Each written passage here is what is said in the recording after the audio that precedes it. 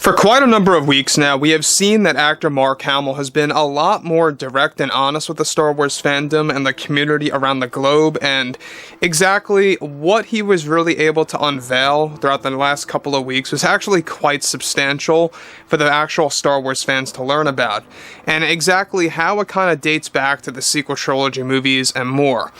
This is Mike Zero. Subscribe if you're new, and like this video if you want to see future Star Wars updates. I'm also on Twitter at Mike01. I thank you all for the kind and great support. Now, one thing about Disney CEO Bob Iger is that he is now focusing on new Star Wars films, new Star Wars shows, and how they're going to be able to coexist, and how they're also going to be able to really borrow a lot of elements from Star Wars Legends, and how that's going to be incorporated into the upcoming canon material provided by both Jon Favreau and Dave Filoni, along with other creators coming on board to really lend themselves to really fulfilling the franchise once again. Now, we already know that the Ahsoka series has come to a full stop. When I mean principal photography is over, now they're heading into post-production. They're working very hard on the show. They're trying to get this thing out by summer of this year, give or take around July. That's what they're aiming for, July and or August. So anyways, with that being all done and said, what's really intriguing is exactly what Mark Hamill recently had to say about the Star Wars franchise, and specifically what his experience was when working on the sequel trilogy movies, and one big truth that Mark Hamill was able to reveal to the fans that really doesn't sound all that appealing. Let's dive into it right now. Now, first things first, Mark Hamill, he's been a little bit of a flip-flopper throughout the years, but thankfully throughout 2022 and the beginning of this year, he's been more honest. Now, actor Mark Hamill has been more vocal, like I say, to the fans as of late, revealing hints about the future and more, even being more honest. However, recently Hamill was able to reveal something substantial to the Star Wars fans about the truth of Lucasfilm's operations, and of course, Lucasfilm as a whole. Mark Hamill went on to state the following to the fans. When I was working on The Last Jedi, when Rian and KATHLEEN were actually working on it as well, the thing that broke my heart the most was when they said to me that they wanted to kill off Luke Skywalker so that they could break free from the burden of pleasing the fans of George Lucas for the third film, that being Episode 9.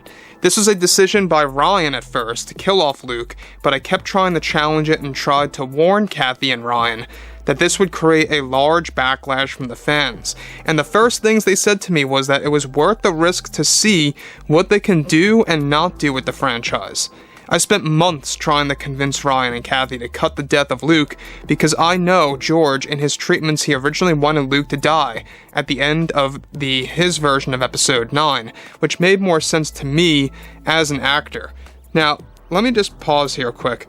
I don't know if you guys knew this, but George had creations or treatments of the sequel trilogy movies well before Disney even took over. He was going to bring back characters like Darth Maul, and the introduction of Darth Talon being the apprentice of Maul, and how they were going to be the two big bads in the sequel trilogy of George's.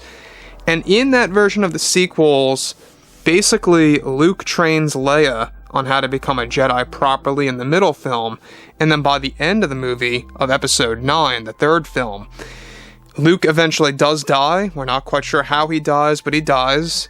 Most likely how he dies in Legends, where it's left very mysterious and very vague, and it's left up to Leia to pretty much, be the fill-in, or be the new Jedi, or the one, if you want to say that.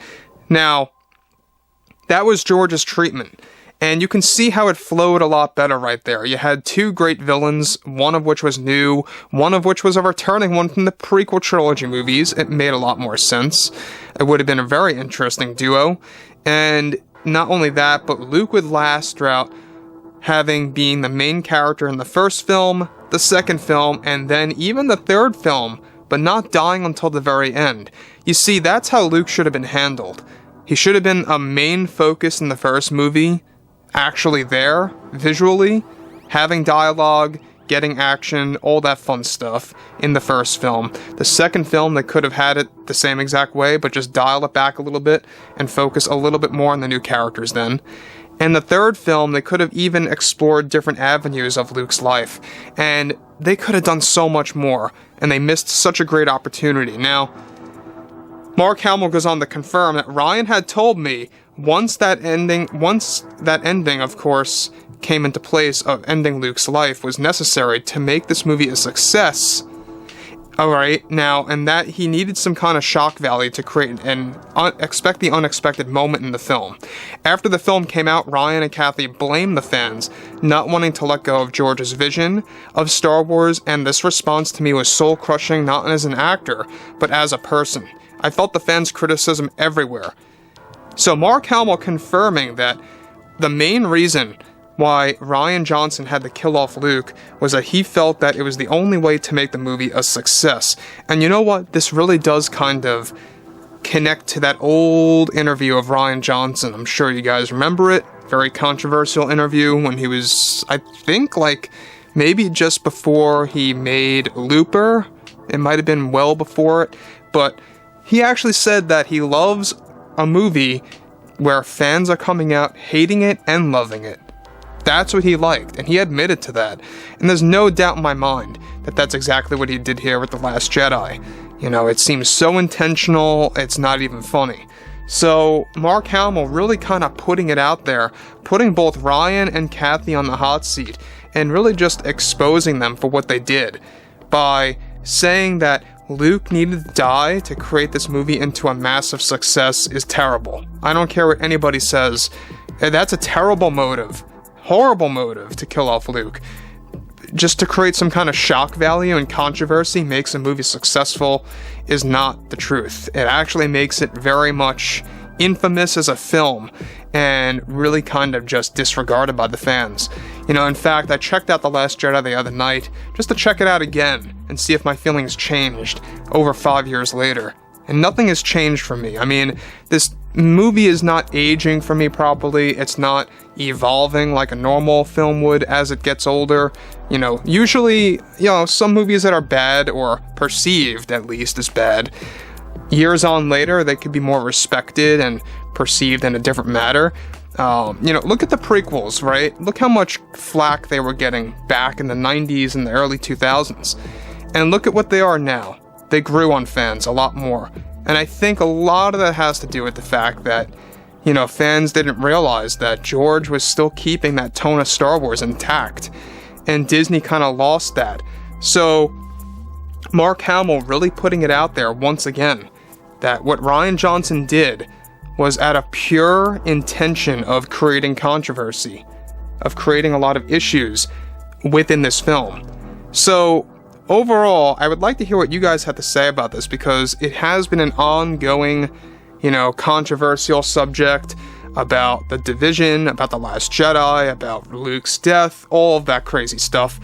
And if you guys did enjoy the content for today, make sure to drop a thumbs up on this video to support the channel. I thank you all so very much for the kind support, and I'll catch you guys next time.